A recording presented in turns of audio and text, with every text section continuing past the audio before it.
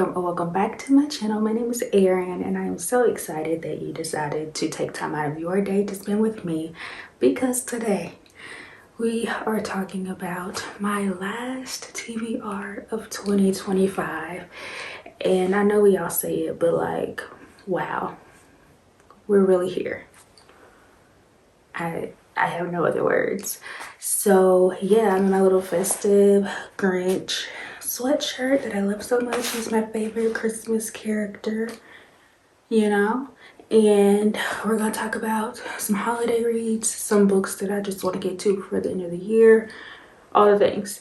So let's just hop into it and talk about these books. All right, so I'm gonna start off by talking about all the holiday books that I want to get to.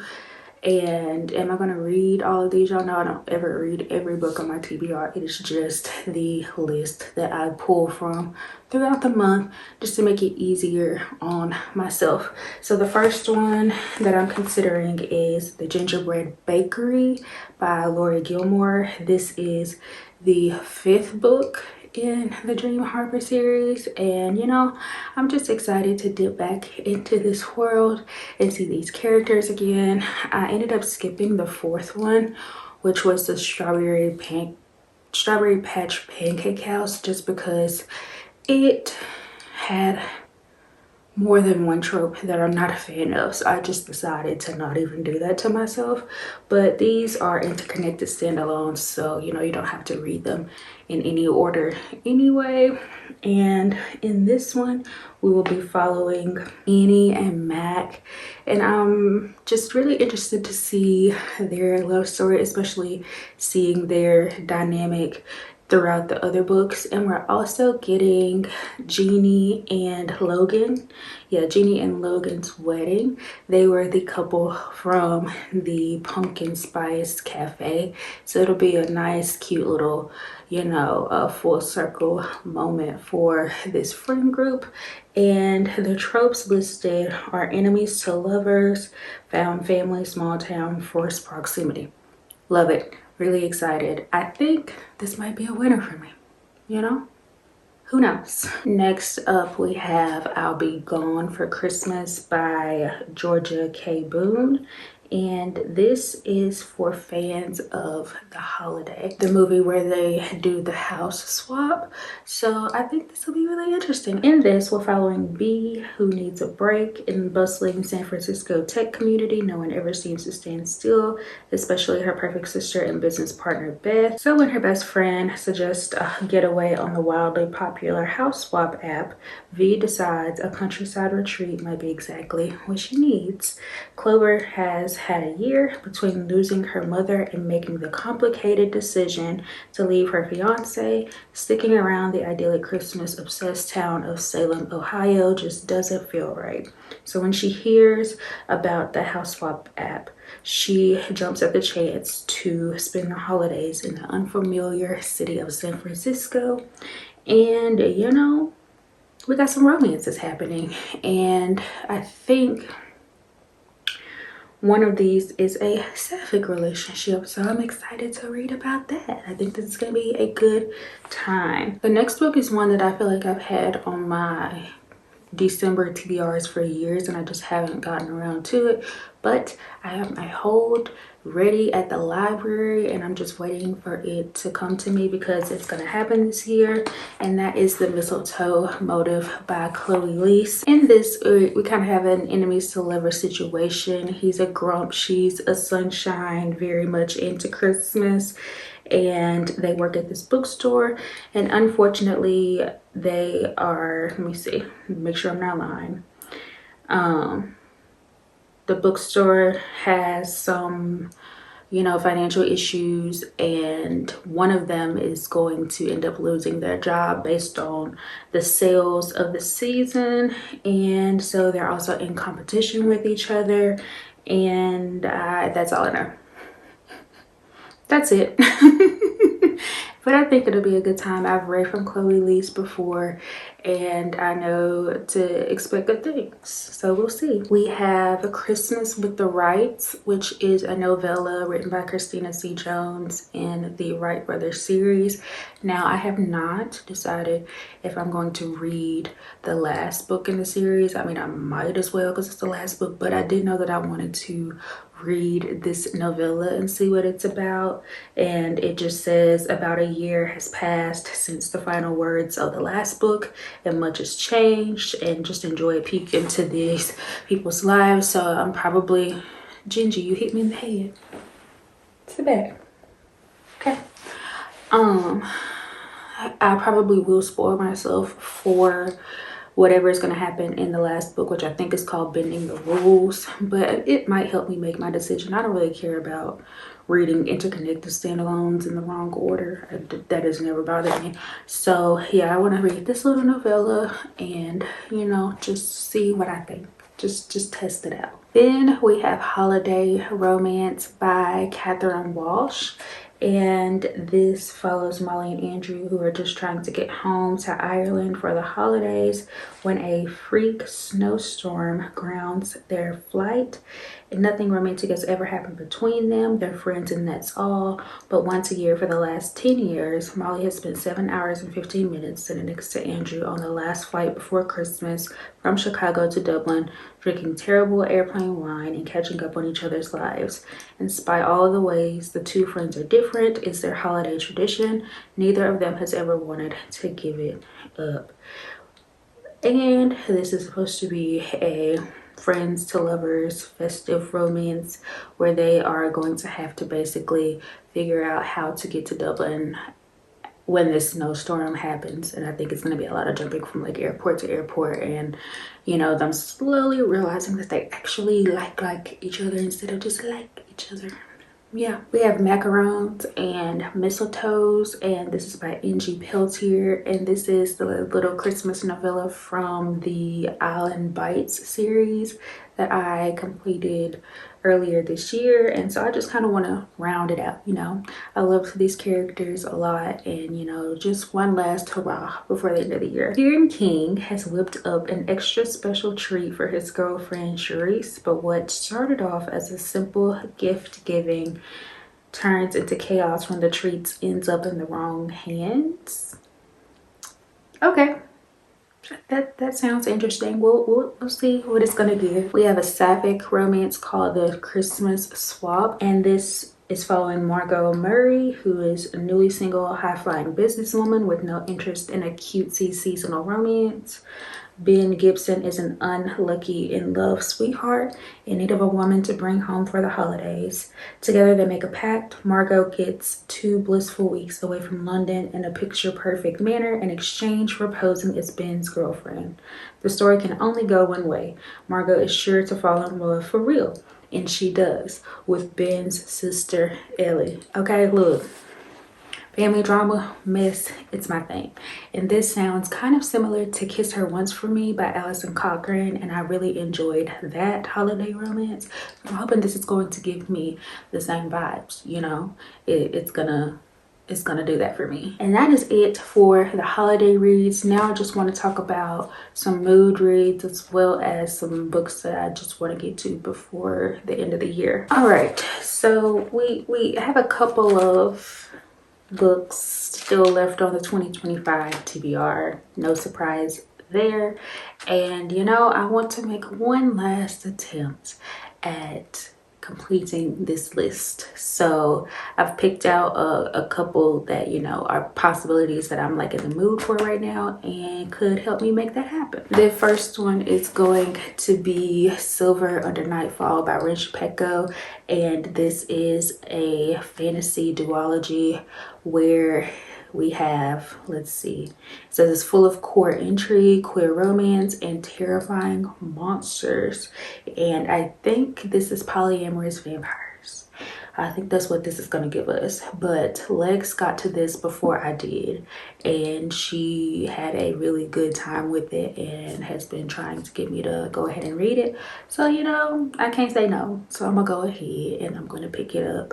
I was trying not to start any more series before the end of the year, but you know, since this is a duology, I don't feel like it's that big of a commitment, and we can go ahead and finish it up at the beginning of the year, hopefully. Then we have Fit for the Gods, edited by Jen Northington and S. Zanab Williams. This is Greek mythology reimagined. This is an anthology of gender-bent, queered, race-bent, and inclusive Greek myth retellings. And so I figured this would be a good time to pick this up. I've been needing to read this book for years. I think I got it when it came out and I still haven't gotten to it. But I think short stories or novellas or whatever are gonna be, you know, easy to pick up when I just have a moment, read a quick story, and you know, go about my day, maybe do one a day. I feel like this is attainable for me to do, and I'm gonna make it happen, I think. Then we have Do You Dream of Terra 2 by Timmy O. And this is a sci-fi book where basically another planet has been found and they are sending, is it 24 people? 10. Yeah, I don't know. Oh, okay, I see where I got confused. Anyway, they're sending 10 people to this planet, but it's going to take them 23 years to get there. So 10 people in the same spaceship for 23 years to get to the planet, and then you don't even know where you're gonna get when you get there. Almost giving the 100 vibes, which is one of my favorite TV shows and why I was interested in this to begin with. Next up is Rise of a Dark Throne, and this is the first book in the Mosa Chronicles by, is it Lygia and Cushman? This is like a romantic-y sci-fi situation, and we follow Soleil, who, when she awakens from the dark, a terrifying plague has killed her family, and she is left with the one thing she's never wanted, magic. She soon discovers that this rare power, thought to be long lost, has the ability to save her world. The Tyrant King summons her to serve his own purpose, setting her on an incredibly perilous journey. Soleil soon finds herself navigating a dark web of politics, alluring power, desire, and great evil. Rivian has had his life all planned out. As a highborn second son, he could never be heir to the throne. Instead, he would lead the Sundom Guards, and when his brother became king, he would be a part of his high council. Rivian would secure alliances by being mated to Selah, the fairest and fiercest woman in Sundom. But when his cruel father becomes infected with the darkness, Rivian is sent on a journey to retrieve the first mage in generations. Meeting Soleil changed everything. I need this. I need to read this. There's no reason. It just sounds so good to me every time I read the synopsis, and for whatever reason, I haven't picked it up yet. And then just some mood reads and some books that I really want to get to if I have the reading ability to do so. We have Merciless Saviors by H.E. Edgman. This is the second book in the Ouroboros duology, and it follows Godly Heathens, which I read earlier this year, and I really just want to complete this duology. It's not a long book at all, and if I can knock off one more series before the end of the year, like, that would just make me feel good about myself, you know? So I'm hoping that I can go ahead and wrap this series up before I forget everything and have to reread Godly Heathens. We have a book that I've been talking about for months that I have yet to pick up, and that is Bury Our Bones in the Midnight Soil by V.E. Schwab. Basically, toxic lesbian vampires. I really just want to read this book before the end of the year. And now that it's cold outside, I just feel like I want to cozy up with a thicker kind of on the literary side-ish fantasy, and I think this is the one that I want. And we also have Belladonna by Adeline Grace. I just need to get this off of my TBR. I need to try it and see if I like it, if I need to unhaul it, or if I want to continue on with the series. I have just had this book for entirely too long to not have already read it.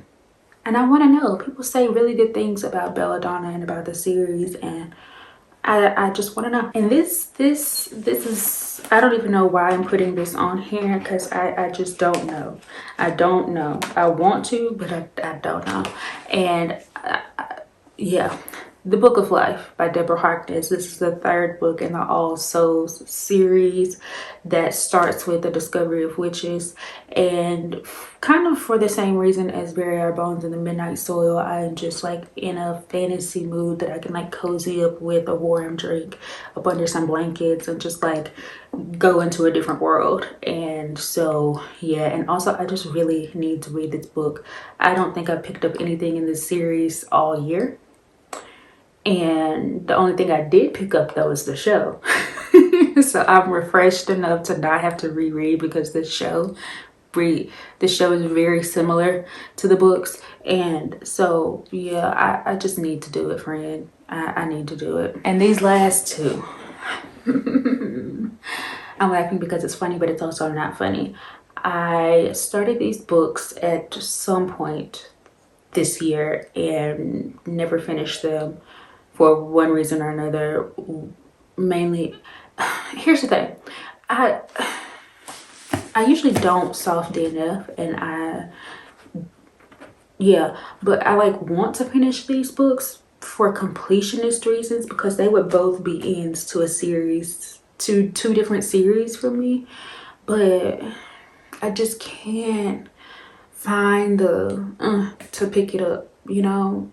But I think I'm going to make there's one that I just don't know. She might go back on the shelf, and like I'm just gonna turn my head and act like it's not there until I feel the urge to unhaul. And that is Nona the Ninth by Tamsin Muir. This is the third book in the Log Tomb series that starts with Gideon the Ninth. And as much as I liked Gideon, I did not like Harrow. And then Nona is just, I didn't feel like anything was happening. I don't know what was going on, or not anything that I was particularly interested in anyway. When it comes to this series, I feel like if Gideon is not involved, I don't care. And Gideon is currently not involved, so what's happening? I don't care. I got to page 157. So that means I have a little over 300 pages left in this book, and I was doing an immersive read, listening to the audiobook as well as eyeball reading. And I would like to finish this before the end of the year, but I'm gonna be real honest with you, I don't think it's gonna happen. I think I'm just gonna slide this back on my shelf, and then whenever I feel the urge, which I don't know that I ever will, being completely honest, I will pick it up and finish it, maybe. But here it is. And then the next book that I probably will finish, if I'm being completely honest, this is the one that feels more realistic for me to get to, and that is Rebel Witch by Kristen Ciccarelli, the second book in the Crimson Moth series, the follow-up to Heartless Hunter, one of my favorite books of 2024. And here I am, I can't even finish the sequel. Like I'm struggling, and I don't think this is correct because I picked it up on my Kindle one night, but my bookmark says that I'm 190 pages in, which is roughly halfway. And I'm so disappointed. I feel like even if I finish this, I'm going to be disappointed because it's just not hitting like Heartless Hunter did, and it's breaking my heart.